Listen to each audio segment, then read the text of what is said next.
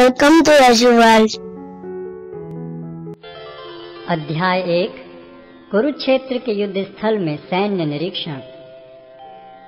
धृतराष्ट्र ने कहा, हे संजय, धर्मभूमि कुरुक्षेत्र में युद्ध की इच्छा से एकत्र हुए मेरे तथा पांडु के पुत्रों ने क्या किया? संजय ने कहा, हे राजन, पांडु पुत्रों द्वारा सेना की व्यूह देखकर राजा दुर्योधन अपने गुरु के पास गया और उसने ये शब्द कहे, हे आचार्य, पांडु पुत्रों की विशाल सेना को देखें, जिसे आपके बुद्धिमान शिष्य द्रुपद के पुत्र ने इतने कौशल से व्यवस्थित किया है। इस सेना में भीम तथा अर्जुन के समान युद्ध करने वाले अनेक वीर धनुर्धर हैं, यथा महारथी युयुधान, विराट तथा द्रुपद।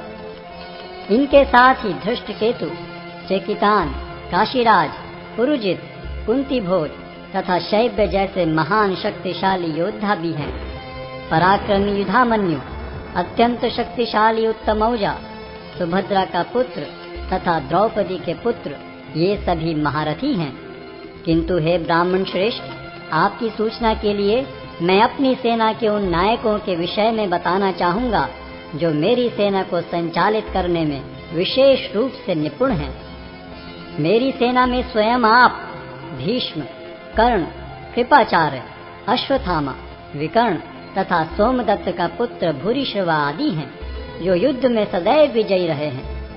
ऐसे अनेक वीर भी हैं जो मेरे लिए अपना जीवन त्याग करने के लिए उद्यत हैं। वे विविध प्रकार के हथियारों से सुसज्जित हैं और युद्ध विद्या में निपुण हैं। हमारी शक्ति अपरिमेय है और हम सब पितामह द्वारा भली भांति संरक्षित हैं, जबकि पांडवों की शक्ति भीम द्वारा भली भांति संरक्षित होकर भी सीमित है। अतः सैन्य व्यूह में अपने अपने मोर्चों पर खड़े रहकर आप सभी भीष्म पितामह को पूरी सहायता दें। तब कुरुवंश के वयोवृद्ध परम प्रतापी एवं वृद्ध पितामह ने सिंह गर्जन की सी ध्वनि करने वाले अपने शंख को उच्च स्वर में बजाया, जिससे दुर्योधन को हर्ष हुआ। तत्पश्चात शंख, नगाड़े, बिगुल, तुरही तथा सिंह सहसा एक साथ बज उठे। वह समवेत स्वर अत्यंत कोलाहलपूर्ण था। दूसरी ओर से श्वेत घोड़ों द्वारा खींचे जाने वाले विशाल रथ पर आसीन कृष्ण तथा अर्जुन ने अपने अपने दिव्य शंख बजाए। भगवान कृष्ण ने अपना पांचजन्य शंख बजाया, अर्जुन ने देवदत्त शंख तथा अति भौजी एवं अति मानवीय कार्य करने वाले भीम ने पौंड्र नामक भयंकर शंख बजाया। हे राजन, कुंती पुत्र राजा युधिष्ठिर ने अपना अनंत विजय नामक शंख बजाया तथा नकुल और सहदेव ने सुघोष एवं मणिपुष्पक शंख बजाए। महान धनुर्धर काशीराज, परम योद्धा शिखंडी, धृष्टद्युम्न, विराट, अजय सात्यकी, द्रुपद, द्रौपदी के पुत्र तथा सुभद्रा के महाबाहु पुत्र आदि सबों ने अपने अपने शंख बजाए। इन विभिन्न शंखों की ध्वनि कोलाहल पूर्ण बन गई, जो आकाश तथा पृथ्वी को शब्दायमान करती हुई धृतराष्ट्र के पुत्रों के हृदय को विदीर्ण करने लगी। उस समय हनुमान से अंकित ध्वजा लगे रथ पर आसीन पांडु पुत्र अर्जुन अपना धनुष उठाकर तीर चलाने के लिए उद्यत हुआ। हे राजन, धृतराष्ट्र के पुत्रों को व्यूह में खड़ा देखकर अर्जुन ने श्री कृष्ण से ये वचन कहे। अर्जुन ने कहा, हे अच्युत, कृपा करके मेरा रथ दोनों सेनाओं के बीच ले चलें, जिससे मैं यहाँ उपस्थित युद्ध की अभिलाषा रखने वालों को और शस्त्रों की इस महान परीक्षा में जिनसे मुझे संघर्ष करना है उन्हें देख सकूं।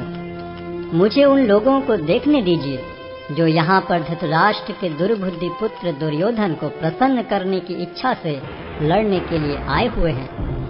संजय ने कहा, हे भरतवंशी, अर्जुन द्वारा इस प्रकार संबोधित किए जाने पर भगवान कृष्ण ने दोनों दलों के बीच में उस उत्तम रथ को लाकर खड़ा कर दिया। भीष्म, द्रोण तथा विश्व भर के अन्य समस्त राजाओं के सामने भगवान ने कहा कि हे पार्थ, यहाँ पर एकत्र सारे कुरुओं को देखो। अर्जुन ने वहाँ पर दोनों पक्षों की सेनाओं के मध्य में अपने चाचा ताऊओं, पितामहों, गुरुओं, मामाओं, भाइयों, पुत्रों, पौत्रों, मित्रों, ससुरों और शुभ चिंतकों को भी देखा। जब कुंती पुत्र अर्जुन ने मित्रों तथा संबंधियों की इन विभिन्न श्रेणियों को देखा तो वह करुणा से अभिभूत हो गया और इस प्रकार बोला। अर्जुन ने कहा, हे कृष्ण, इस प्रकार युद्ध की इच्छा रखने वाले अपने मित्रों तथा संबंधियों को अपने समक्ष उपस्थित देखकर मेरे शरीर के अंग कांप रहे हैं और मेरा मुख सूखा जा रहा है। मेरा सारा शरीर कांप रहा है, मेरे रोंगटे खड़े हो रहे हैं, मेरा गांडी धनुष मेरे हाथ से सरक रहा है और मेरी त्वचा जल रही है। मैं यहाँ अब और अधिक खड़ा रहने में असमर्थ हूँ। मैं अपने को भूल रहा हूँ और मेरा सिर चकरा रहा है। हे कृष्ण, मुझे तो केवल अमंगल के कारण दिख रहे हैं। हे कृष्ण, इस युद्ध में अपने ही स्वजनों का वध करने से न तो मुझे कोई अच्छाई दिखती है और न मैं उससे किसी प्रकार की विजय, राज्य या सुख की इच्छा रखता हूँ। हे गोविंद, हमें राज्य, सुख अथवा इस जीवन से क्या लाभ, क्योंकि जिन सारे लोगों के लिए हम उन्हें चाहते हैं वे ही इस युद्ध भूमि में खड़े हैं। हे मधुसूदन, जब गुरुजन, पितृगण, पुत्रगण, पितामह, मामा, ससुर, पौत्रगण, साले तथा अन्य सारे संबंधी अपना अपना धन एवं प्राण देने के लिए तत्पर हैं और मेरे समक्ष खड़े हैं, तो फिर मैं इन सब को क्यों मारना चाहूंगा, भले ही वे मुझे क्यों न मार डालें। हे जीवों के पालक, मैं इन सबों से लड़ने को तैयार नहीं, भले ही बदले में मुझे तीनों लोग क्यों न मिलते हों। इस पृथ्वी की तो बात ही छोड़ दें। भला धृतराष्ट्र के पुत्रों को मारकर हमें कौन सी प्रसन्नता मिलेगी। यदि हम ऐसे आतताइयों का वध करते हैं तो हम पर पाप चढ़ेगा। अतः यह उचित नहीं होगा कि हम धृतराष्ट्र के पुत्रों तथा उनके मित्रों का वध करें। हे लक्ष्मीपति कृष्ण, इससे हमें क्या लाभ होगा और अपने ही कुटुंबियों को मारकर हम किस प्रकार सुखी हो सकते हैं। हे जनार्दन, यद्यपि लोक से अभिभूत चित्त वाले ये लोग अपने परिवार को मारने या अपने मित्रों से द्रोह करने में कोई दोष नहीं देखते, किंतु हम लोग जो परिवार के विनष्ट करने में अपराध देख सकते हैं, ऐसे पाप कर्मों में क्यों प्रवृत्त हों। कुल का नाश होने पर सनातन कुल परंपरा नष्ट हो जाती है और इस तरह शेष कुल भी अधर्म में प्रवृत्त हो जाता है। हे कृष्ण, जब कुल में अधर्म प्रमुख हो जाता है तो कुल की स्त्रियां दूषित हो जाती हैं और स्त्रीत्व के पतन से हे वृष्णिवंशी अवांछित संतानें उत्पन्न होती हैं।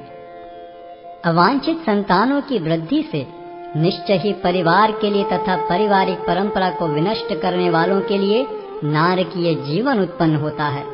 ऐसे पतित कुलों के पुरखे गिर जाते हैं, क्योंकि उन्हें जल तथा पिंडदान देने की क्रियाएं समाप्त हो जाती हैं। जो लोग कुल परंपरा को विनष्ट करते हैं और इस तरह अवांछित संतानों को जन्म देते हैं, उनके दुष्कर्मों से समस्त प्रकार की सामुदायिक योजनाएं तथा पारिवारिक कल्याण कार्य विनष्ट हो जाते हैं। हे प्रजापालक कृष्ण, मैंने गुरु परंपरा से सुना है कि जो लोग कुल धर्म का विनाश करते हैं वे सदैव नरक में वास करते हैं। ओह, कितने आश्चर्य की बात है कि हम सब जघन्य पाप कर्म करने के लिए उद्यत हो रहे हैं। राज्य सुख भोगने की इच्छा से प्रेरित होकर हम अपने ही संबंधियों को मारने पर तुले हैं। यदि शस्त्रधारी धृतराष्ट्र के पुत्र मुझ निहत्थे तथा रणभूमि में प्रतिरोध न करने वाले को मारें तो यह मेरे लिए श्रेयस्कर होगा। संजय ने कहा, युद्ध भूमि में इस प्रकार कहकर अर्जुन ने अपना धनुष तथा बाण एक ओर रख दिया और शोक संतप्त चित्त से रथ के आसन पर बैठ गया। Yashu World. Please like, share, comment and subscribe.